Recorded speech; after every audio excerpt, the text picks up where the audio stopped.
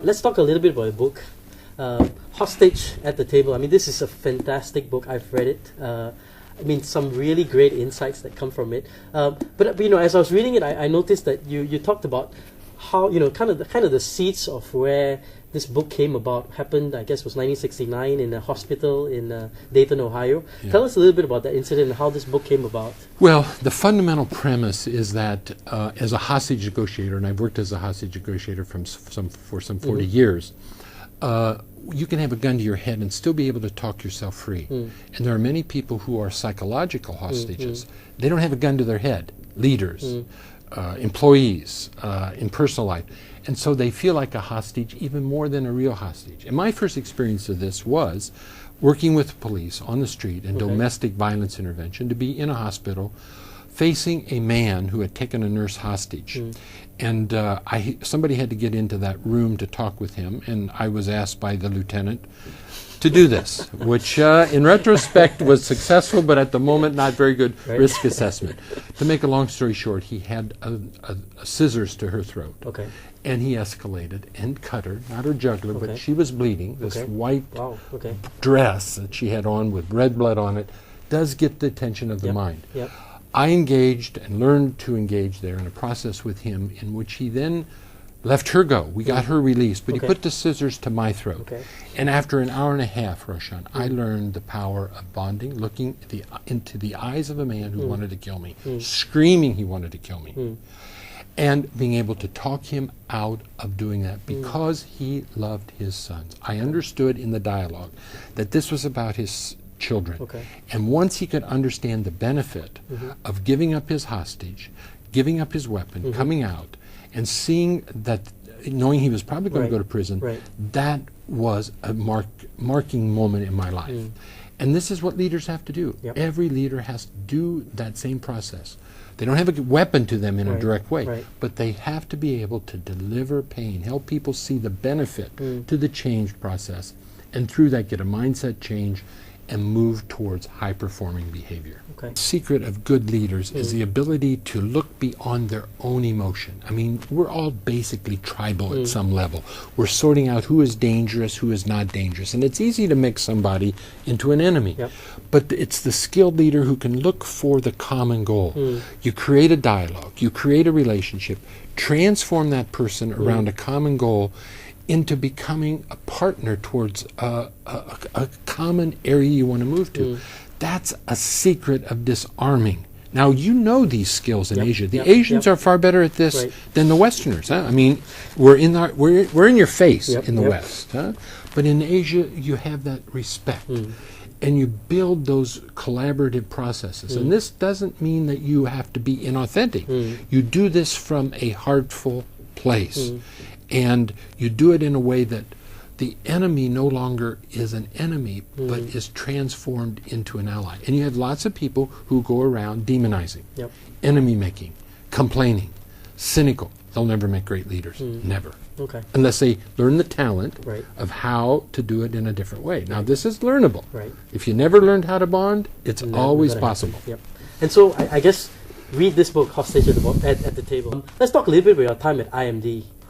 You know, there's one interesting class you teach, which is really a class on family businesses and how to basically lead a family business. Something along those lines. What do you teach in that class? Well, as you know, the most organizations in the world are family rooted. There's more family businesses than non-family businesses around the world. So that family business is a fundamental process for the success of any culture.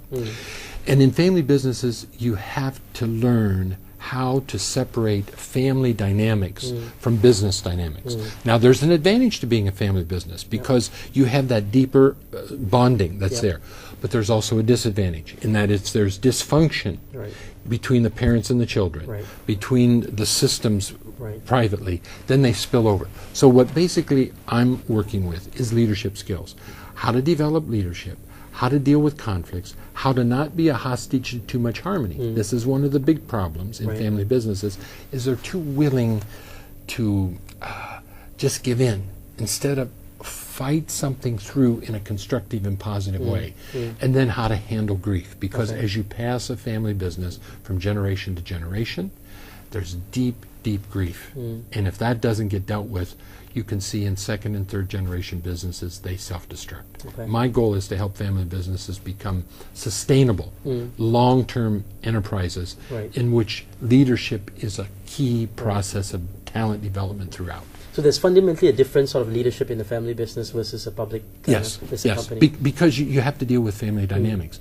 And you see, I think if we understand leadership to be learned in a family system in the beginning, there are great second-generation leaders that come out. However, most second-generation leaders do not do as well as the first generation. Why is that? I mean, Because they live under the umbrella or the shadow. You see, if the parent is not developing the child to assert themselves, Right. if they can't express, if Right. they can't influence and win, right. you see, they don't develop the confidence to be really able to assert take over, themselves yeah. and to have the parents make concessions. The problem is the authoritarian, over-dominant family system in which the children cannot blossom and develop as a leader.